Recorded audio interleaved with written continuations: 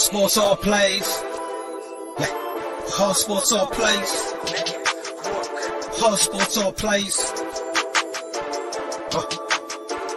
365, we making a place. You talking the game, get you through the days. We're high in the court, the dime in the lane. Variety, topics, living the same. All presentation, sports information. In the airways, taking the nation. All sport, all plays, they working your faces. Grace at the field, so tie the laces.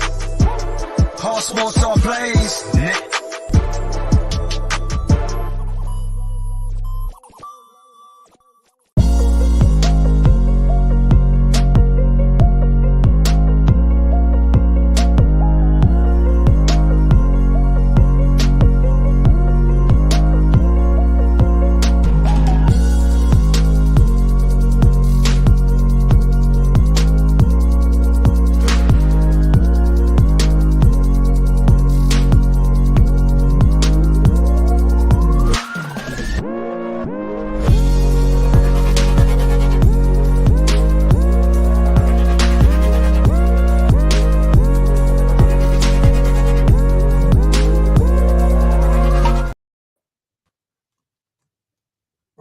What's happening, everybody? Welcome to the ASAP Afternoon Blitz.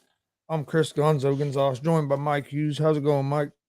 Man, Chris, can I have a minute? Can I have a minute to talk about how amazing today is?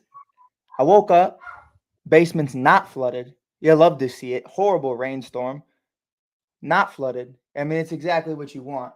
And then you find out the Chicago Bears have extended year 4 tight end Cole Kmet to a 4-year, $50 million deal, $20 million in year 1, $30 million guaranteed in total, roughly a little over $30 million.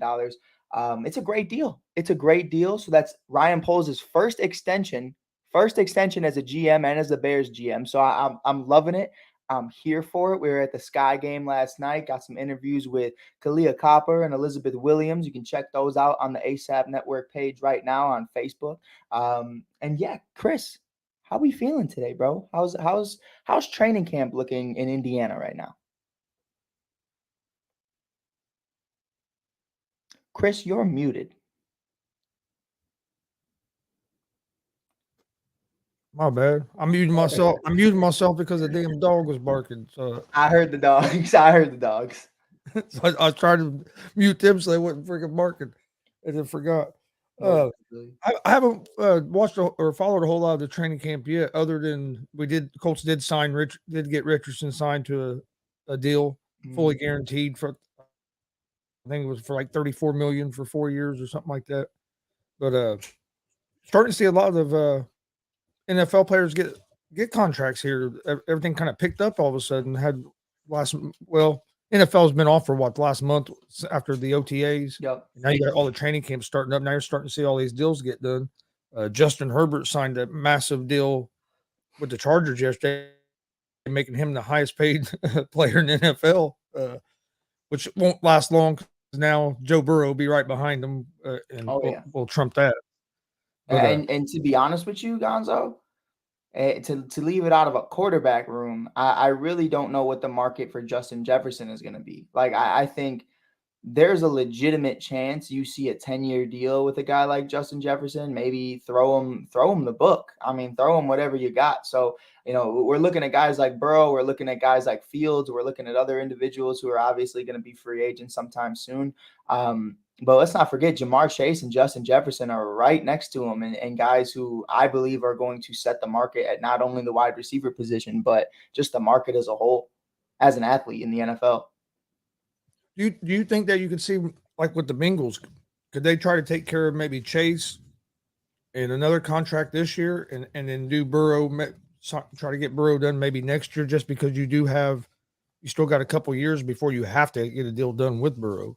Yeah, I mean, so from a front office standpoint, obviously that's the way you want it to go. That's the conversations you want to have, is like, yeah, we got time. But when everyone's getting paid except your quarterback, it can get ugly very quick. And not only from Burrow's point of view, which I don't see Burrow really being like that. He doesn't seem like that kind of guy that would hold out or at 2 years before he's even due.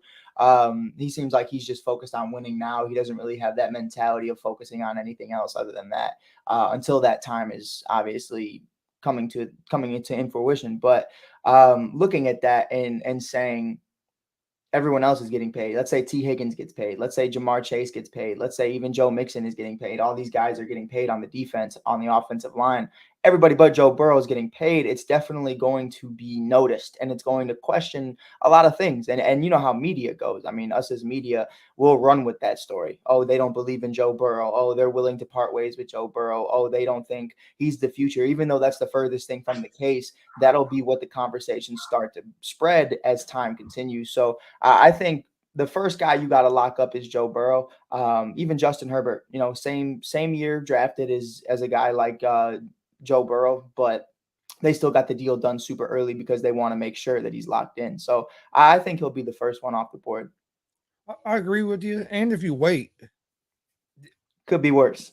I was going to say only bad things can really happen from waiting, because what if another quarterback was to sign, or say you wait till after this season and Joe Burrow has even a better year than what he's had the last couple of years. Say he wins an MVP, or heaven forbid you get a big injury or something, and then that can change everything as well. But yeah, and he's already had the ACL tear, the appendectomy. I said that word completely wrong.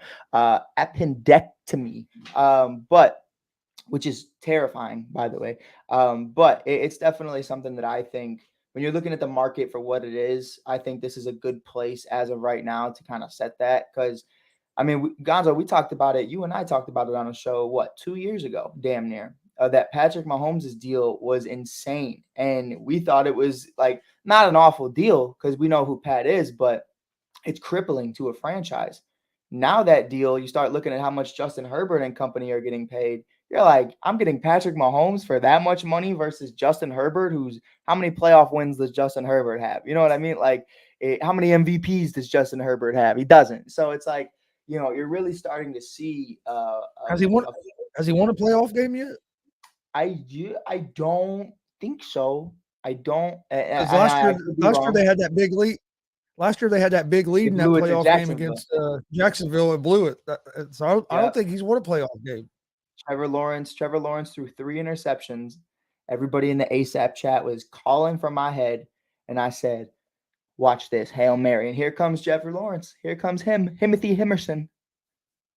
Yeah, I don't think they have, because the year before that, it was when they had a chance to make the playoffs, and their coach called a timeout. Against the Raiders, right? Yeah, that was horrible. But I want to ask you this. This is, and we're definitely going to keep this conversation going for everybody listening. We're definitely going to continue to check it out. We're live on TikTok right now as well. I'm trying to get everybody over on the All Sports All Plays Network. Check it out on Facebook if you haven't already. Check it out on YouTube if you don't have Facebook. I know a lot of people don't have Facebook anymore.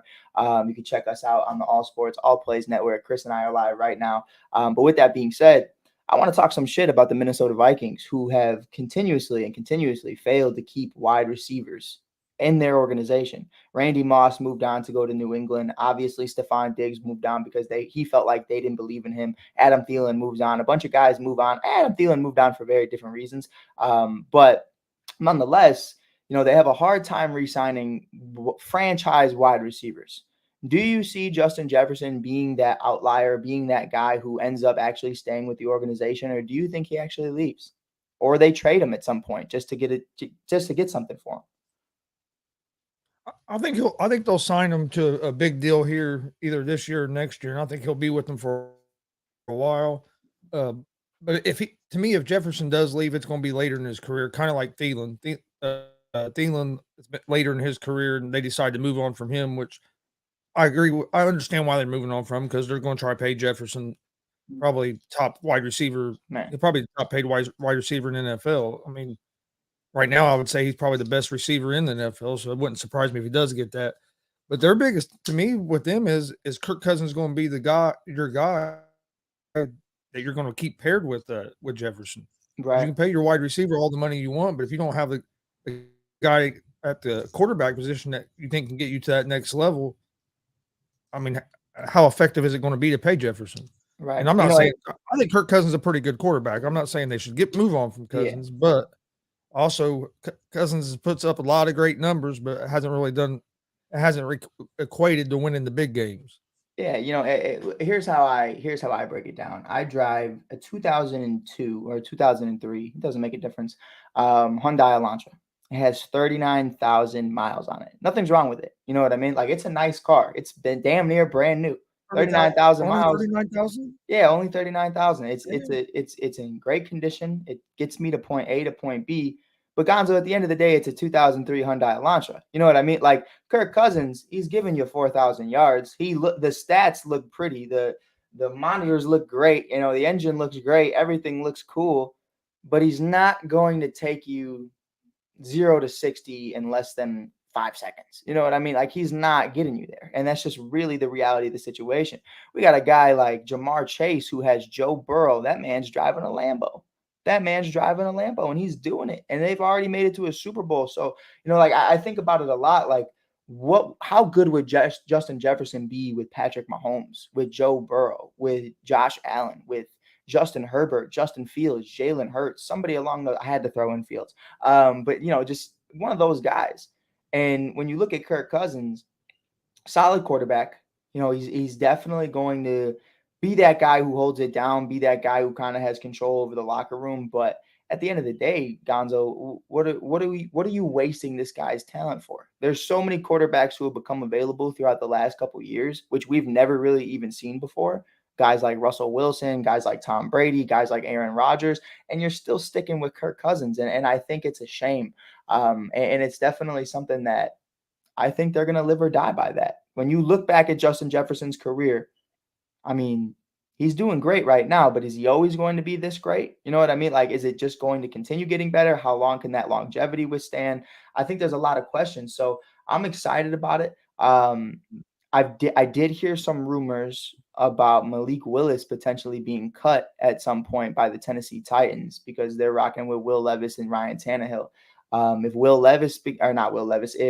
Malik Willis becomes available, is that somebody that they'd be willing to take a chance on? What does that even look like? What does that entail? Would the Vikings kind of use him as, hey, maybe we got a guy for the low? You know what I mean? But I don't know. I think Justin Jefferson will definitely be the highest paid wide receiver. And it's not because I think he's that far off from a guy like Jamar Chase, but I think when you look at it, you got to pay Justin Jefferson more to stay because he doesn't have a Joe Burrow. Yeah. No, I agree with you. I think it's going to be interesting because you're getting these guys, they're just starting to make more money. What's going to be the market for wide receivers? And then you got the running backs who can't get a second. These guys can't hardly get a second contract anymore.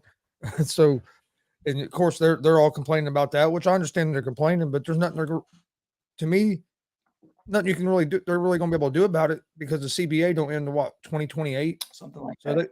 They still got like 4 or 5 years or 4 years or so before they can even do anything, really try to do anything about the running back market. Right. If you're a running back, and then when you get there, are you really going to be able to get all the running backs to get on the same page and really band together to force change?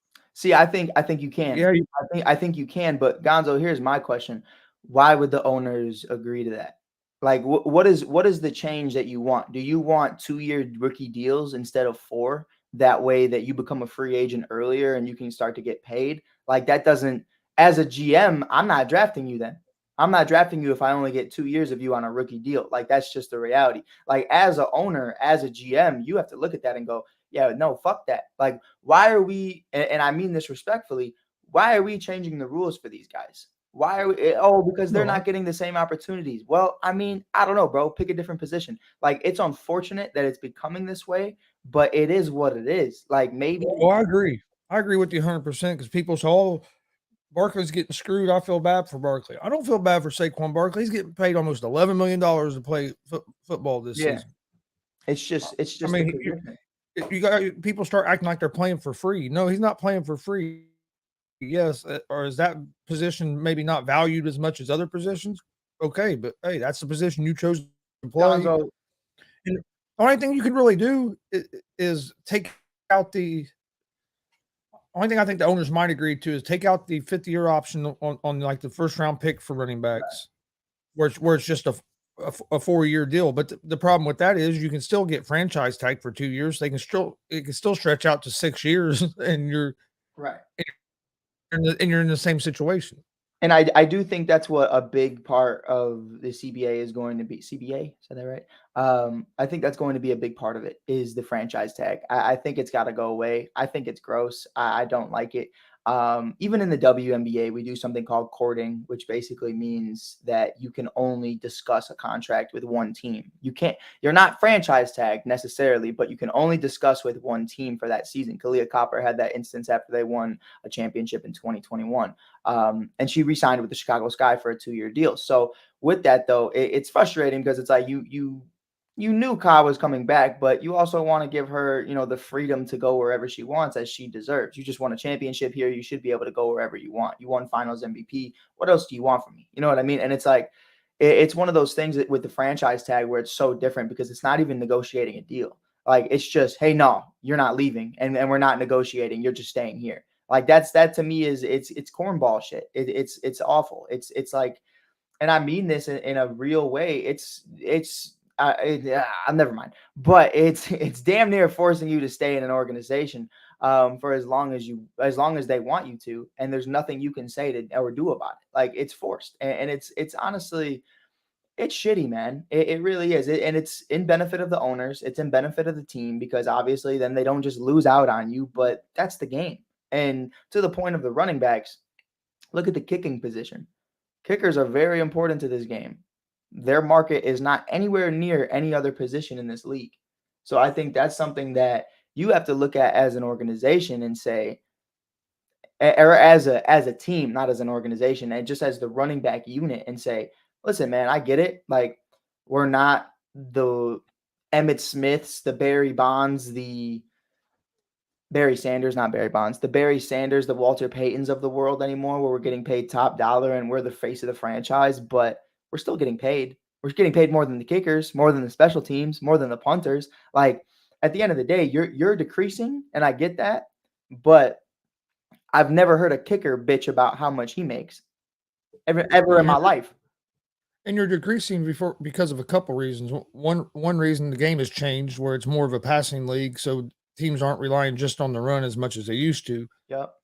But the other reason is it seems like you can find a serviceable replacement running back a lot easier than some of the other positions. It seems like you can go get a running back on a rookie deal that can come in, you can plug in and still have running games, still have success a lot easier than maybe at plugging in a new wide receiver or offensive line or a defensive back and some of these other positions. Yeah.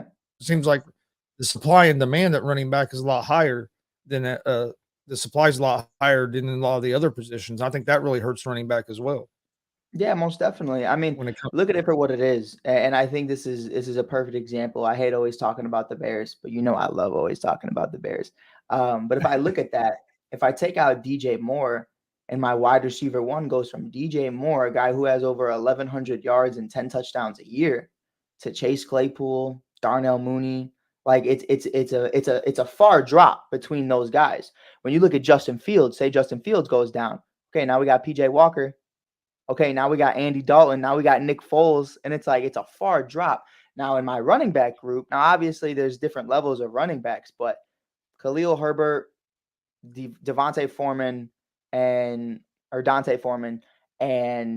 rookie Rashawn Johnson, who looks like he's going to be the new replacement running back by the end of the season regardless. So it's just a circling drain of running backs that you kind of just pick up in free agency and understand that we're probably going to draft one. We're probably going to pick up two of them and we'll see what happens. Like it really is like a revolving door.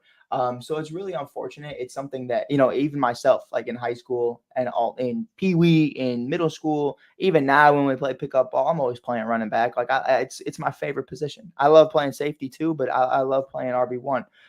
But you have to understand what comes with that is you're not running anywhere without a top offensive line. You know what I mean? Like you're not getting to where you want to go, which is winning games without a quarterback. You're going to be one-dimensional without the wide receiver. They could plug anybody up at running back and have some kind of success. And that's not to take anything away from guys like Jonathan Taylor, from Derrick Henry to CMC. But the reality is when CMC goes down, what's his name in Carolina? Hubbard, whatever his name is. Hubbard takes over. They haven't missed a beat. He looks phenomenal. Foreman took over. He didn't miss a beat. Aaron Jones goes down. Here's A.J. Dillon. Jordan Howard goes down. Here's Tariq Cohen. Jonathan Taylor goes down. Oh, we have Hines. And it's like there's all these conversations, which, by the way, I heard what happened to Hines. That's absolutely horrible. I don't know if you heard he got hit by a jet ski. I mean, hit by a jet ski. He's out for the season, I think. That's absolutely – so I'm praying for him because that's insane. But, yeah, my point in that is just we've seen it time and time again of guys getting replaced, guys who you would look at and say, yo, he's RB1. He's the best running back in the game. And then his replacement, you're kind of like, but I'm holding on to this kid just in case. You know what I mean? And it's just really – I think the 49ers are a perfect example of that. Elijah Mitchell's solid. But then you bring in Christian McCaffrey just because. And now you have a cool revolving door of 2 injury-prone running backs. And so far, McCaffrey's been able to stay healthy with San Francisco, but how long is that going to last? But my thing with running backs, the ones that are going to start making the more money are going to be guys like McCaffrey. I'm kind of surprised Eckler didn't make a little bit more than what he did just because these guys – yeah, they're running backs, but you can also play them at a receiver position. Right. And we're going to be that's where running backs are really going to have to now. They're going to have to kind of adapt and be able to do more than just run the ball. If you want to get that bigger payday in the NFL, you're going to have to be able to block, be able to be a receiver, and you're starting to see that out of more of these running backs. But you're just typical lineup running back that don't receive at all. They're starting to fade out of the game a little bit more. Most definitely. And, I think even getting into that, I saw one of the comments that said, how do you feel about the Cole Kmet deal for the Bears? And I think it's a phenomenal deal. I mean, this kid is under 26 years old. It's a situation where you're getting paid $50 million over the next 4 years, and only $30 million of it, or roughly a little over $30 million of it, is guaranteed. And what I love about the contract is in year one, Gonzo, he's making $20 million, which when the Bears have all the cap space in the world, it's cool. But as we start to re-sign guys like Jalen Johnson, top cornerback of the team, Justin Fields, QB1, you start to have these conversations of, can we re-sign these guys? Like, is it going to be possible? Darnell Mooney's going to be a free agent. Chase Claypool is going to be a free agent. So the fact is that this year you're paying Cole Kmet at the tight end position, $20 million a year is a lot. But after this year, he only has $10 million guaranteed to the rest of his deal. And I think the tight end position, you're even starting to see that grow. I'm excited to see what's going to happen with Kyle Pitts in a couple of years, what market he's going to potentially set. Even though he only had 1 touchdown on the year last year, I think the kid obviously has the talent to be an amazing dual threat tight end who could also be a wide receiver threat. And for Cole Kmet, going into this year with high expectations, I'm happy you lock him down now because – I mean, if he has a phenomenal year and then he's demanding $70 million in a deal, maybe $50 million guaranteed, it's a much different conversation with how the rest of the team's going to look. But yeah, man, I mean, every single position from top to bottom is just growing outside of obviously special teams and running back. Well, now that you brought up a tight end, that thing with that, if you think back, 5, 6, 7 years, well, maybe even a little bit longer than that, the tight end position was kind of getting devalued a little bit, kind of like the running back position. And then you had these guys like Kelsey and some of these other guys that are like, I'm more than just a tight end. I'm also a receiver. Mm-hmm. And you're starting to see some of these guys start to get these bigger deals again. Right. But the tight end position kind of went through the same thing that the running back position is, but them guys adapted and made themselves more valuable because now instead of tight end just being basically for blocking, now tight ends are more known for receiving a lot of times than they're blocking. Right. And to not play devil's advocate, but for everybody saying that, running back is a much more physical game. You have much less years on your career. The average tight end does not play long in the NFL. Just almost maybe a little longer than your typical running back. But the reality is the same, that these guys go through hell. I mean, absolute hell. They're just going through it every single day. So, I mean, you're blocking, you're chopping pass rushers. I mean, it's insane. Imagine being a tight end, Gonzo, and then they're like, okay, you're lined up with Nick Bosa or Joey Bosa or Micah Parsons.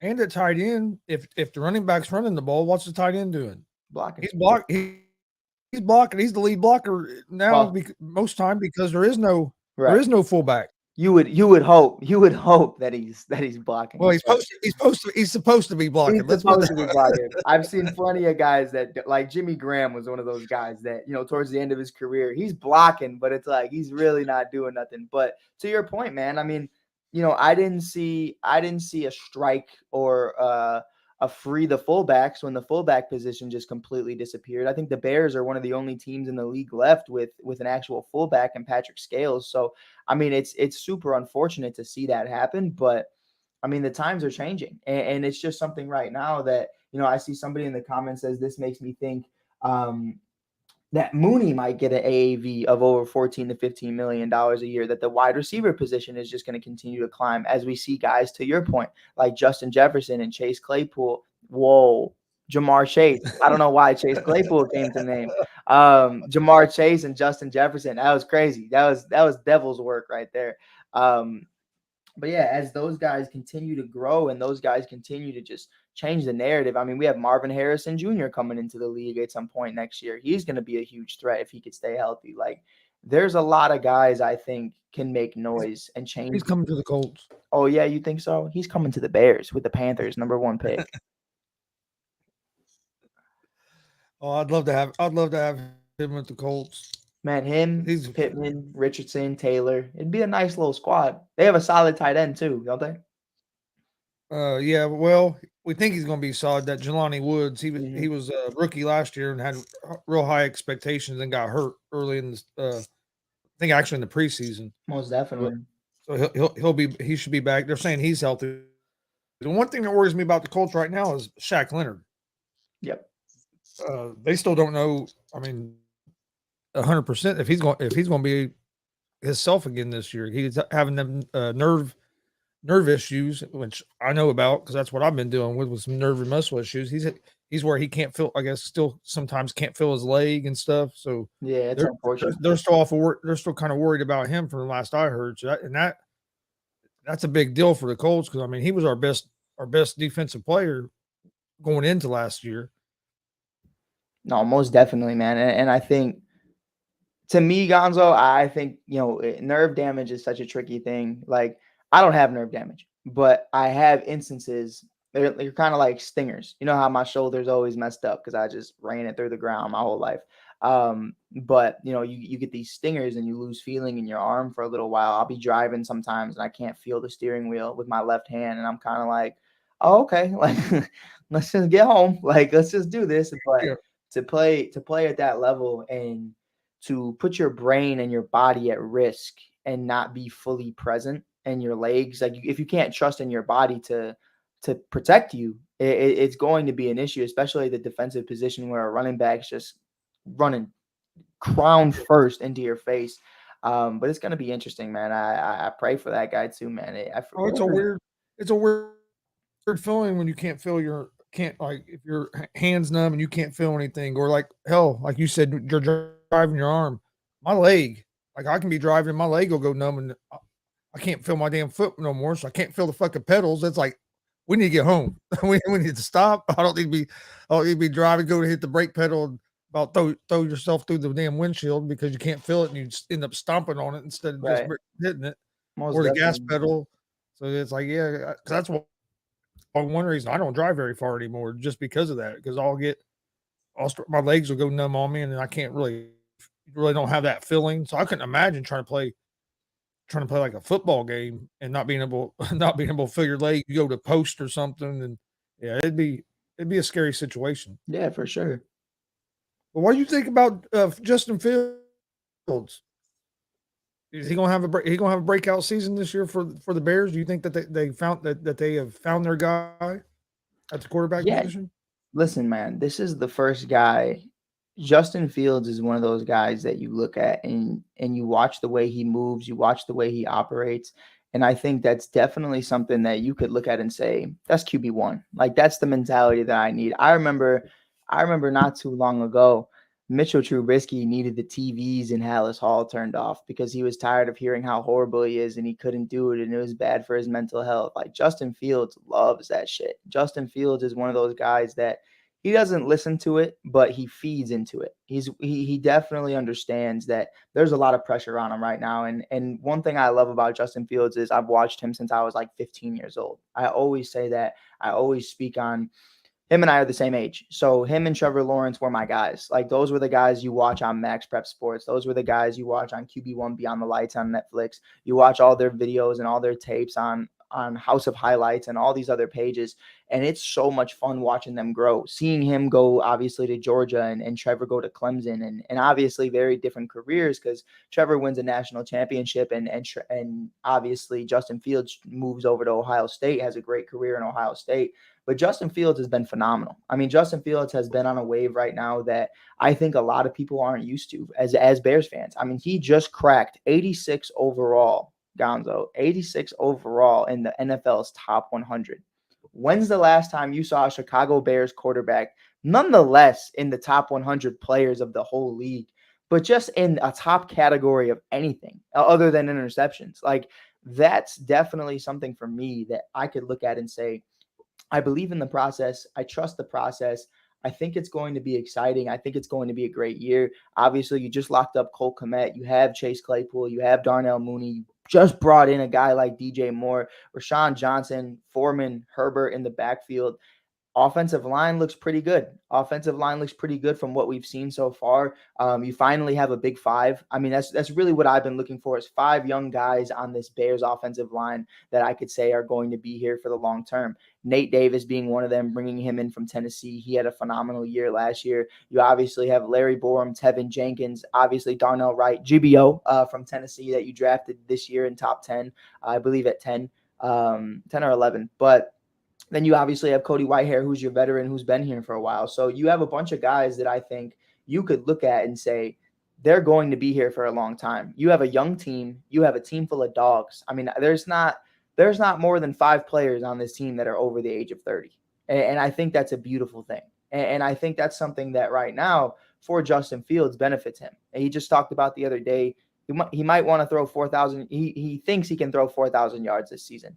And where sometimes I'm like, yo, chill out. Like, don't say that shit.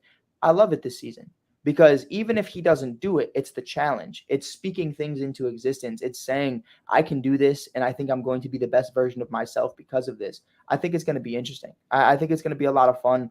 I'm fully bought in on Justin Fields. Something I'll tell you right now, Gonzo, this is my last point on Justin Fields. When Mitchell Trubisky was the quarterback of the Chicago Bears, you know I was big on him. You knew I loved Mitch. You knew I wanted to believe in Mitch. I wanted Mitch to be that guy. But you never heard me say in my life, in my 23 years of life, you've never heard me say Mitchell Trubisky can be an MVP in this league. I've never said that. With Justin Fields, I truly believe that this kid can be an MVP in this league. And this year, for me, to be real with you, I think he can throw 4,000 yards. But I think it would be a very different look and a very different version of Justin Fields. I would like 3,000 yards in the air, 1,000 yards rushing. I think that's 4,000 yards total. I think that's really where I'm more at. I'd love for him to continue it with the run game. I think he's so important from the ground. I think he opens up so many different things. You've seen it, how he just makes amazing plays out of nothing just because he's scrambling around, freaking people out. Linebackers don't know if they're coming in, they're coming out, where are they going? Whole time Darnell Mooney's all the way in the end zone in between the pillars just hanging out, and he lobs it up to him. And I just think it's going to be interesting, but I'm excited, man. I want the challenge for the kid. I want the kid to see how great this team can be, and I just want them to understand, like, he's next up. Yeah, no, I think Justin Fields can be a real good quarterback for the Bears. I think he got a lot of flack for stuff that really was out of his control. For one, they did. Yeah, last year you had a rough year, especially at the beginning of the season. Started off a little bad, but toward the end of the season he started playing better. But he didn't have no weapons to throw the ball to. Your offensive line wasn't great, like you said. A lot of times he'd be running for his life and then look up and find somebody. So I mean, the plays he was making was encouraging because he was doing a lot of improvising to make plays. It wasn't like everything was going right. So I think that's a good sign. But now the Bears, like you have mentioned, they have improved their position players. I think their offensive line is going to be better. Their wide receiver core still might not be as great as you want it to be, but it's a lot. I think it's a lot I better think than it what is. it was. I really think it is, to be real with you. Like last year, Darnell Mooney was injured the majority of the year, and Chase Claypool just came into the fold towards the end. Claypool's Gonzo, the one I'm not sold on him either. I'm a big believer in why you got moved. Mike Tomlin deals with psychos. Mike Tomlin deals with divas. He deals with rape allegations. He deals with criminals. He deals with all these kind of guys. Why does he deal with them? Is because they put in work on the football field. Chase Claypool, no off the field issues, but he just doesn't put in work. He's not a hard worker, and I truly stand 10 toes on that until he shows me otherwise. He's dropped a lot of passes. Right. Like, look, Big Ben, through all the rape allegations, Le'Veon Bell, through everything he had going on. All you got to say is Antonio Brown. Antonio Brown, George Pickens, like all these different kind of mentalities, all these different kind of personalities, and he has no problem with it. But when you start fucking around and you're not going to OTAs, you're not going to training camp, you're not going to practices, you're not working as hard in the games, you're just acting like a fool, making TikToks on the sideline, you're going to get traded. And that's exactly what happened. And I'm hoping he matures, and I'm hoping he becomes a better version of that. So far, I haven't seen it. So far, I see the guy doing, fashion model stuff in Paris, and that's cool. I have no problem with that. It's the off season. But what I do notice, DJ Moore, Darnell Mooney, Cole Kmet, a bunch of Justin Fields, a bunch of other guys working together all offseason, even before OTAs, even before training camp, even after OTAs, still working together individually, all the wide receivers working together. Except that's what I like. Except who? And that's what I like with the Colts. Richardson has had some of the receivers down in Miami and stuff working during the off season, getting to know some of the receivers and stuff. And I think that's big. You got to have that. Can I ask you?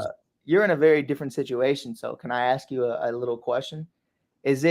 What does that do to Gardner? Like, to know that all the wide receivers are meeting with Anthony and not with you, even though that Gardner Minshew is likely going to be QB1. Do you think he feels some type of way about that?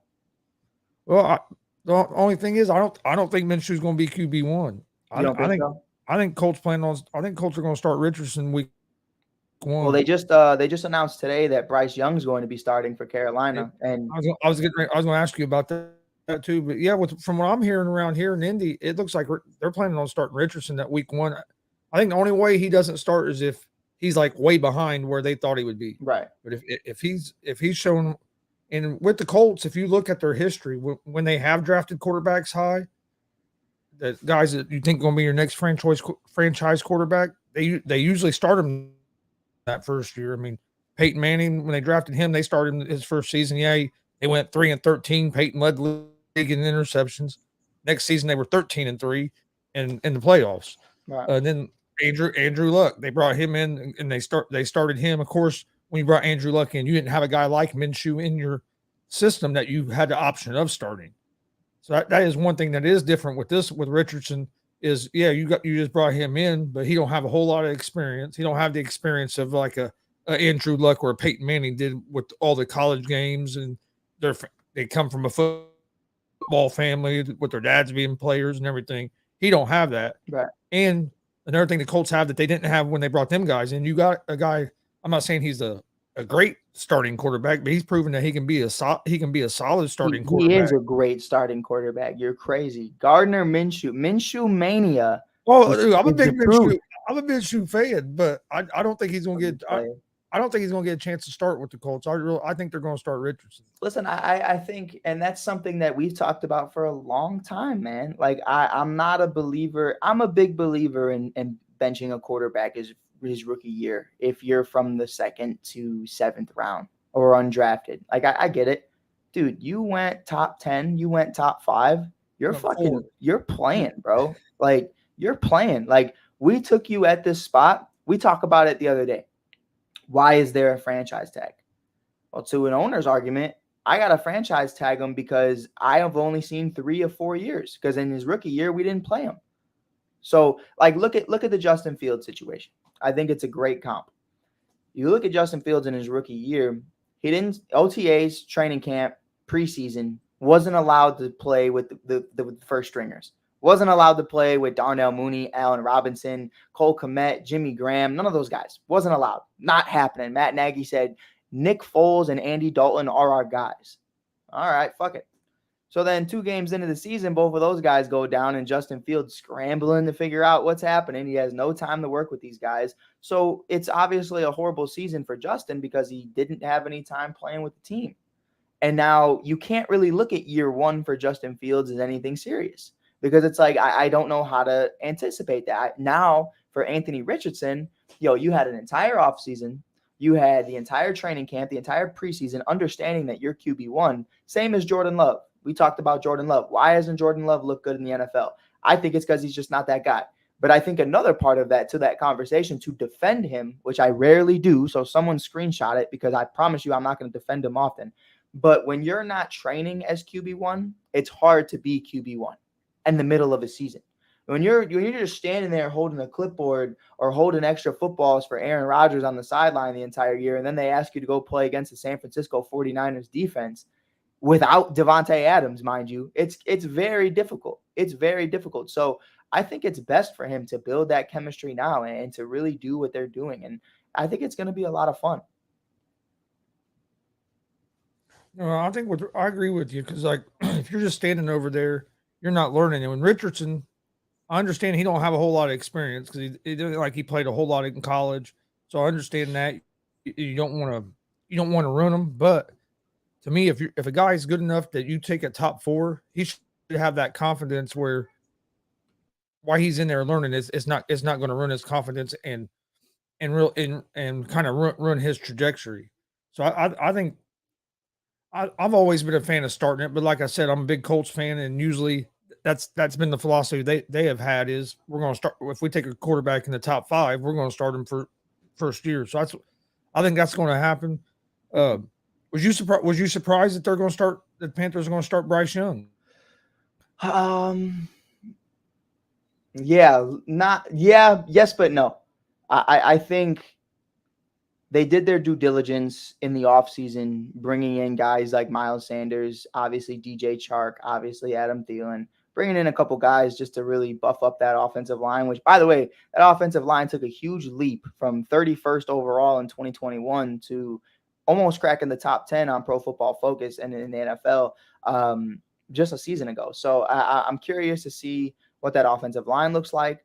The only thing I can't get out of my head is that one image of him standing next to the offensive lineman and how small he looks. Even with pads on, like he looks tiny. And I'm very worried about him. That's what scares me.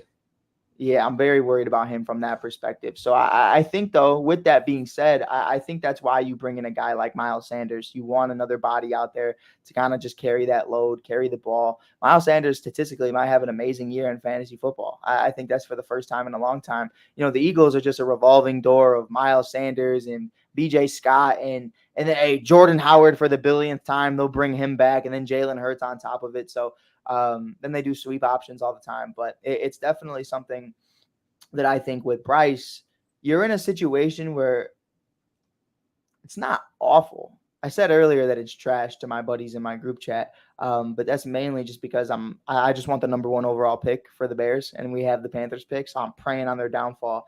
Red Rifle would help me out with that. I know Andy Dalton would be able to do it, but I just think, I don't know, man. Bryce was a talent in Alabama, but I've also had my questions about Bryce. I never looked at Bryce the way I looked at Tua. You know what I mean? Like Tua at Alabama was a juggernaut, and obviously he had Smith and Waddle and company and Judy, and that helped, and Ruggs. But at the end of the day, I just don't think. I don't know. I don't know what I think about Bryce Young. I still want to see it before I ever even say anything. Like CJ Stroud, I have a good idea of what CJ Stroud is going to be. But Bryce Young, I've seen 2 versions of him in college, and I've seen one that's very consistent, and I've seen one that gets bailed out a lot through Nick Saban, through just great 5-star wide receivers. So to say what he's going to do at the NFL level in his rookie year with DJ Chark, who's not great, or Adam Thielen, who's on the butt end of his career, I don't know. They got Hubbard too, so I love Hubbard, but and his size worries me, man. Yeah. And not just from being able to like see the field and that stuff, but is your body going to be able to make it through a whole season? When you're that little of a dude and you're getting hit, you're getting hammered by these 300-pound guys that are running 340s. And yeah. But and someone in the comments said Young is a stud, and I believe Young is a stud. I believe he's a stud, but I wouldn't call anybody else on that team a stud. I really wouldn't. Like Miles Sanders had a great year, but is he going to duplicate that? Like there were years where Miles Sanders was not even rosterable. He hasn't consistently been a top running back yet. Not to make it into fantasy, but like there were years where if you took Miles Sanders and he was starting for you, that's a good 3 points, if that. You know what I mean? Like he's got games where he's giving you 12 yards. You know what I mean? In the Super Bowl, started off really hot. The rest of the game gone, disappeared, wasn't there. And it's a big part of it is obviously the Eagles. Yeah, they're what was that rookie running back? Goins or something like that? Goodwin. He was the one that was Goodell? Something. Gainwell. He was the one that Gainwell. Yeah, Gainwell. He was the one that was running really running the ball, especially and even in the playoffs. He ran the ball a little bit better in the playoffs than what Sanders did, especially in the Super Bowl. Yep. And I like what Rob Scott said. By the way, Rob Scott, I miss you so much. I miss you every single day. I know he's so busy with work right now, but I miss my Rob Scott. But he said that Bryce Young is going to be Rex Grossman, and I give him a little bit more love than that. Hey, Rex, it's interesting. Rex Grossman got you to a Super Bowl. Yeah, and we lost. Why did we lose? Why did we lose? Because of Rex Grossman. Who'd you guys lose to in the Super Bowl? Oh, shut your mouth. I can't remember. You can't. Remember when you traded Peyton Manning for Andrew Luck? How'd that go? Oh man. I remember when that Super Bowl started and fucking Hester runs the kickoff back for a touchdown. It's the only Bears highlight of the game. Oh, dude, I was pissed. I was like, oh, because I was already worried about the game because it'd been pouring down rain there in Miami. And of course, the Bears are a running team. Colts wasn't a running team going into that game. And I was like, man, everything's favoring the Bears. And then boom, kickoff, return touchdown. But then after that, the Colts kind of took control. Your head coach said, I wasn't afraid of Hester. I wanted to test him. I said, you fucked up. Don't do that. Yeah. Don't do that. Yeah. When Dungey told that story on McAfee, I was like, I wouldn't even be telling people that, dude. You know what? Though, I respect it. I respect that you're honest about why did you kick to Hester? Oh, because I thought we had it. Like, and you know what? To his point, like they were the better team, so you do have that confidence. You do have that. Yeah, we're not worried about anybody. But bad call. Rest of the game was flawless, but bad call right there to start it off. Hey, could you imagine being the head coach after you just told your team we're going to kick it to them? We're going to show we're not scared. We're going to put it right down their throat, and then you kick it to them. And they run it back for a touchdown. And their whole team's looking at you like, not a good decision, coach. I know. Peyton Manning looked at him and he was just like, "The fuck are we doing? Like, what, bro? Like, we told you. Like, oh man." Because he said they practiced all week kicking away from him, but then the night before they changed their mind, decided they were going to kick it out of him. They're like, you know what? He ain't all that. But there was something we kind of skipped over before I got to ask you, but we were talking about Justin Fields, and you'd mentioned Trevor Lawrence, and you also had mentioned the top 100 players list. Yeah. And they actually had Justin Fields higher than Trevor Lawrence. Yeah, Lawrence was at 96, if I'm not mistaken, and Fields is at 86. Does that surprise you that? And there was another quarterback that I thought was a little, could be a little, maybe not, shouldn't have been ahead of Lawrence at this point, and I can't remember who it was now.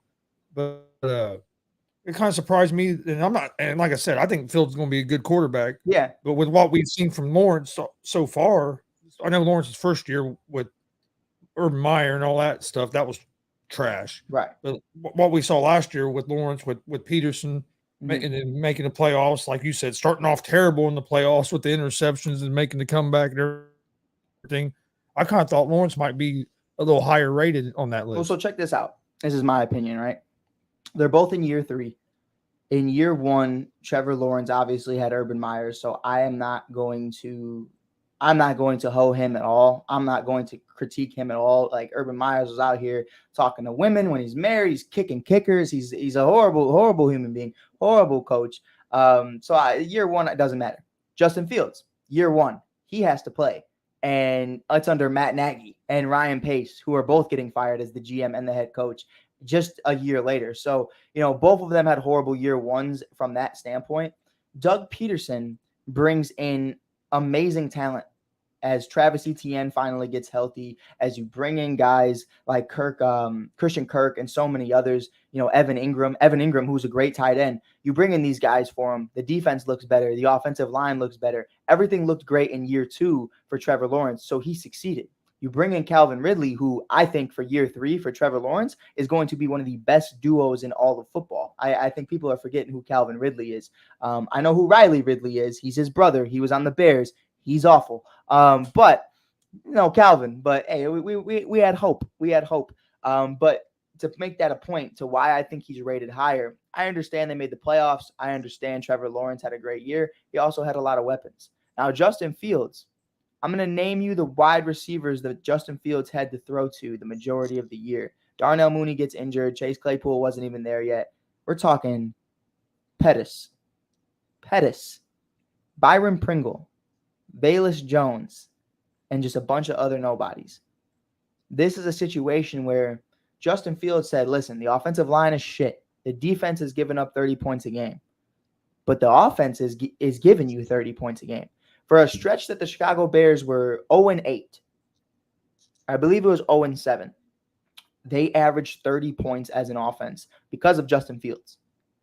Justin Fields had over 1,000 yards in a single season in year two. He's throwing the ball. He's throwing touchdowns. He had over 25 touchdowns on the season, 8 on the ground, and whatever the math is in the air. But I think it was like 17. But with that being said, discussing that and understanding, okay, so this is what he did with one of the worst teams. He broke Michael Vick's single game record. He's doing all of these things. He's breaking records left and right. It's a conversation of, okay, now give him DJ Moore. Now give him Robert Tonyan. Now give him an amazing offensive line where you can look at the offensive line and say, these guys are going to be here for the next 3 to 5 years at every position. Left tackle, left guard, center, right guard, right tackle, whatever. They're all going to be there. You give him Foreman. You give him Cole Kmet extended. DJ Moore, Chase Claypool, Darnell Mooney as the wide receiver core now instead of Pringle, Pettis, and Bayless.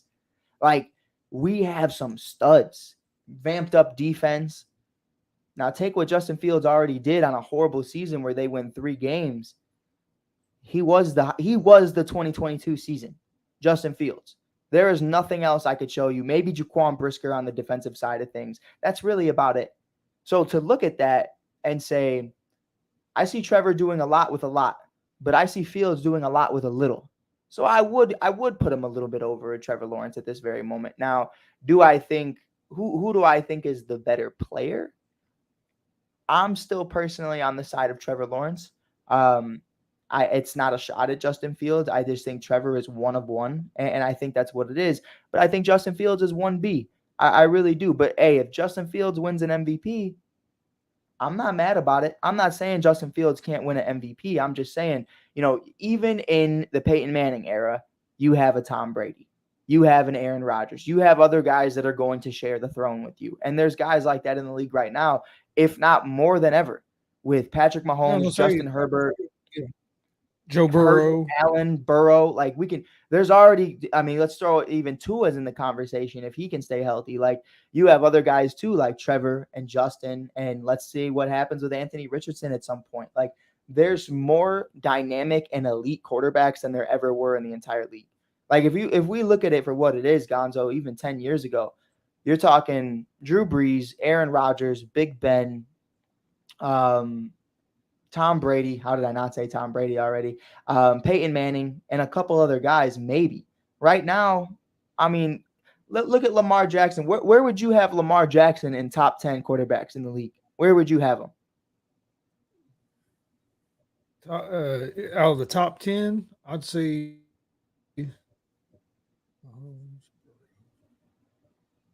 I'll probably have him around 7, 6, 7. Okay, so 7. You That's have just off the top of my head. But check it. Okay, but let's, for sake of argument, Yeah. say you have him at 7. The MVP of 4 years ago is at 7. Because I'd have Mahomes, that's a Burrow, deep class. Allen. I'd probably have him somewhere between that 5 to 7 range. But you get what I'm saying, though, is like you have an MVP at the lower levels. And not just the MVP, unanimous MVP. The unanimous MVP. I mean, a guy we've never seen do this before. It's insane. And that's just my point. And like I definitely hear where some people are upset about it. But at the other side of things, it's like, who cares? I wasn't real upset about it because I'm a fan of both of them. I was a Trevor Lawrence fan coming out of college. I really thought he was going to come in the NFL and do big things, and I was a little disappointed after his rookie year. But I'm not going to hold that completely, like you said, I'm not going to hold that completely on him because of all the shit that was going on there in Jacksonville with Urban Meyer. So it's hard to put that on the just one player. What do you think? With Fields also, I'm not going to hold everything against Fields because he hasn't had a lot of help around him. Right. And imagine like the way I see it, bro. I don't know why I said bro, but you lose Matt Nagy, and Matt Nagy wasn't much to begin with. You lose him and Bill Lazor. In your rookie year, you're learning a new system, and then immediately after that, you lose not only your new system, you have to learn a whole new one with limited weapons, and you have a new GM. So mentally, you're like, what are we doing? Like, he's not signing free agents. We're not bringing people in. We're not signing Odell. We're not bringing in DeAndre Hopkins or anybody else. Like, what are we doing? And Ryan Poles looked at him straight in the face, and I give him credit, and he's fucking lucky that Justin Fields left that season with limited injuries, nothing major, no ACL tears, no broken back, nothing, no broken hand, nothing. You're lucky to Christ that nothing happened to that kid. Like, you're so lucky. You're like, I understood, like, okay, we're going to tank. But if something were to have happened to that kid, where there were games where it was like, yo, this kid just got sacked 7 times. He got sacked over 55 times in year 1, over 30 times in year 2. He's been sacked over 90 times in his first 2 years in the NFL. I remember saying they're going to get this kid killed. Well, same way as Burrow with Cincinnati his rookie season. It was like, and look what happened. He tore. It's like they're going to get this guy killed if they don't do something with this offensive line. And look, he ends up having a big injury, and having to sit out. Perfect example. Indianapolis Colts. I know that well. Look what happened with Andrew Luck. Yep. Yeah. We have our franchise guy, but we don't put an offensive line in front of him to protect them, which was some of it. Some of it was Andrew Luck holding on to the ball too long as well. I'm not one of these fans going to blame it all on the offensive line. Was offensive line great? No, but there was a lot of plays where Luck would hold on to the ball too long trying to make a play. So I give some of the blame on him as well.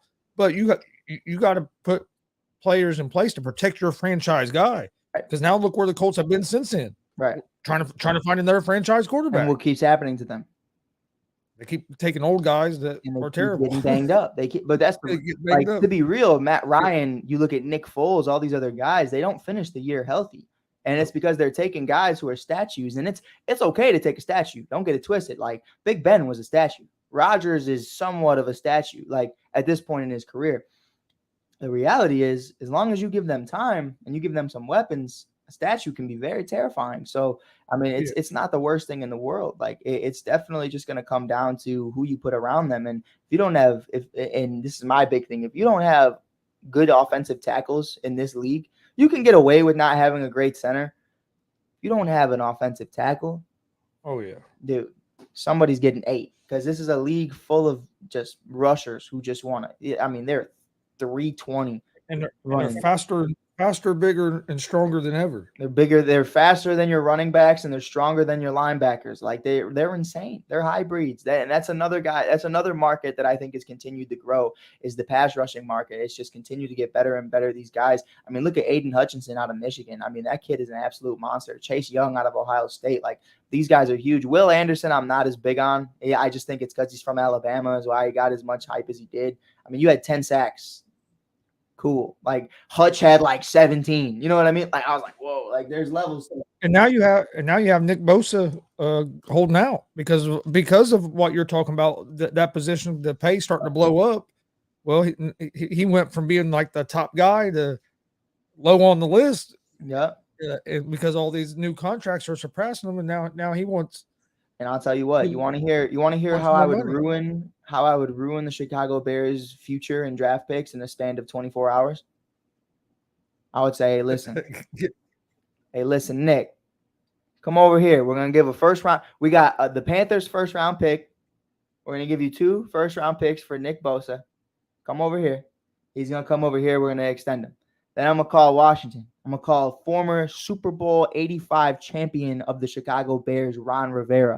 I'm going to hit him up. I'm going to go, Ron, you owe me one, bro. Gave you a ring. I'll give you another first round pick and maybe a second for Chase Young. I'm rocking out with Bosa and Chase Young on my edges.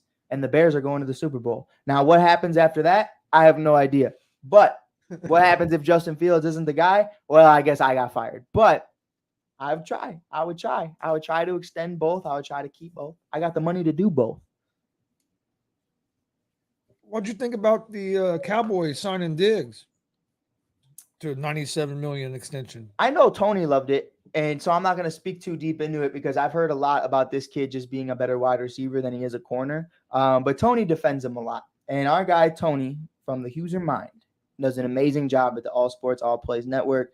I really want him to break it down one day. But I don't really have an opinion because I haven't watched too much of Diggs. I mean, I watch him here and there. You know what I mean? I think he's a solid rookie or a solid corner. Pardon me. He had an amazing rookie year, but last year he kind of had a little bit of a drop off. So I don't know. I think he's getting better. I think he's becoming exactly, what he's always said he is, which is one of the best corners in this league. And if that can come into fruition, I think it's a great deal. $97 million, if I'm not mistaken? Yeah, $97 million. It's a lot of dough.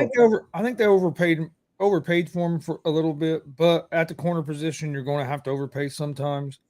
But and the reason I say that is he's athletic as hell. I think he's a good corner, but he a little too aggressive a lot of times. He's a wide receiver, Gonzo. Just say it.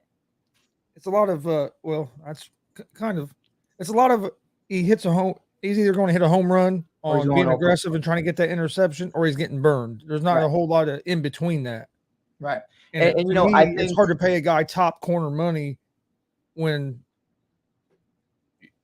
he relies on that big play. Either if you don't make that big play, it's probably a big play for the other team. Right. You know what it is?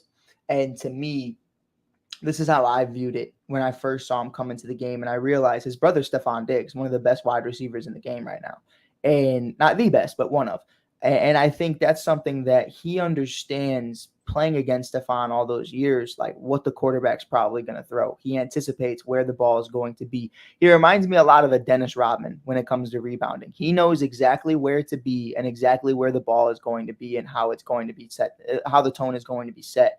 So I think he catches a lot of breaks, but when he anticipates where it's going to be and it's not there, that's when he gets burned. And that's when, you're really starting to see, like what I notice about him, quarterbacks will pump fake the wide receiver that he's covering because he's going to turn around and try to catch an interception. Boom, now your wide receiver's 40 yards down the field and you could just air one out. Diggs got burnt. So I think a lot of the times he's trying to get those interceptions, which, by the way, for anybody who's hating on him, those interceptions are definitely a huge part of why he just got paid $97 million. Oh, yeah. So I won't take that away from him. But there are a lot of times, to your point, where it's like, you're anticipating where the ball is going to be more than making sure where your man is. You have to make sure where your man is and just covering him and whoever else is on your assignment. Like, you need to be on him like glue, man. Like that's really what it comes down to at that position. Now, a safety has the luxury of being able to say, I'm going after the ball. I'm going to be a ball hawk. That's cool. But I do got to get out of here real quick, but I do want to leave it off with that is just praying for my guy, Tony. I'm really hoping this works out because Tony needs a Cowboys deal that ends up looking like a steal. I'm seeing a lot of guys like Zeke and Dak just stealing money. So I would love that for Tony for this to be a good move. No, I'd like for it to work out. And I think real quick before we do get out of here is I think some of his last season being a little bit more of a down season than his rookie year was last season. I think he wasn't as aggressive. He was trying not to be as aggressive and maybe go after interception as much, and not because he didn't want to give up the big play. So I think it's kind of a hit and miss thing with him, because when he's more aggressive, I think he plays better all around, but there's a chance of giving up the big plays. And when he's not as aggressive, he might not give up those big plays, but then now you're not getting the big plays that you were getting from him. So it's almost a catch-22 on that, because you want those big plays in a way, because there's, like you said, interceptions. I mean, that's a big deal because that gives you extra possessions, but you're also giving a chance and giving to the other team 6-7 points because of the anticipation. Right. But most definitely. All right. Well, Mike, you got any final comments before we get out of here? Man, you messed it up, Gonzo. My final thoughts. No, I'm kidding. I'm just messing with you. We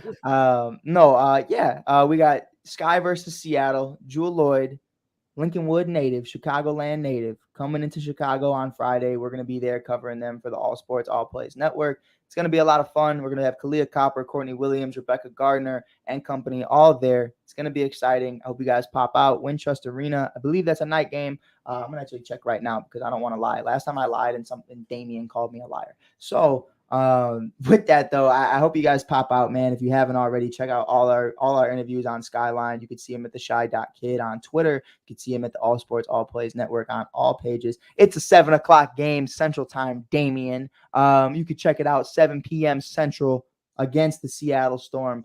And that's all I got. And you said, when's that game tonight? Friday. And then Sunday, we got DT and BG Friday coming. The only thing I have is join us here in about 20 minutes for Easy Money, a sports betting show. And then also tonight at 6:30, we'll have a pro wrestler, the ladies' man Mike King will be joining us to talk about a big show coming up next Wednesday. And other than that, we're going to get off here, watch a little bit of this Reds game. Hopefully the Reds can pick up another win today. They beat the Brewers last night. If we can beat them today, we'll be back in first. So other than that, thanks everybody for joining, watching the ASAP Afternoon Blitz. Please hit that subscribe button on YouTube, like and follow Facebook, Twitch, Twitter, Instagram, all at the ASAP All Sports All Plays Network. Also, you can find me at Gonzo Sports Room, Facebook, Twitch, Twitter, Instagram. Check us out over there as well. But on behalf of Mike Hughes, I'm Gonzo. We'll see you guys next time.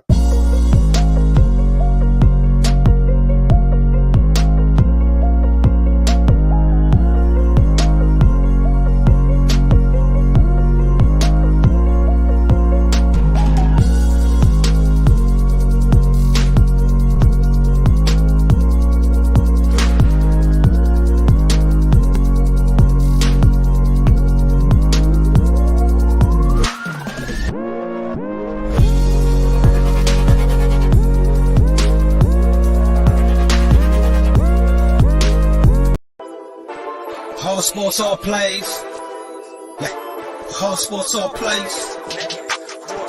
All sports, all plays. 365, we making up plays. We talking the game, get you to the days. We're high in the court, the dime in the lane. Variety, topics, living the same. All presentation, sports information. In the airways, taking the nation. All sport, all plays, they working your faces. Grace at the field, so tie the laces. All sports, all plays.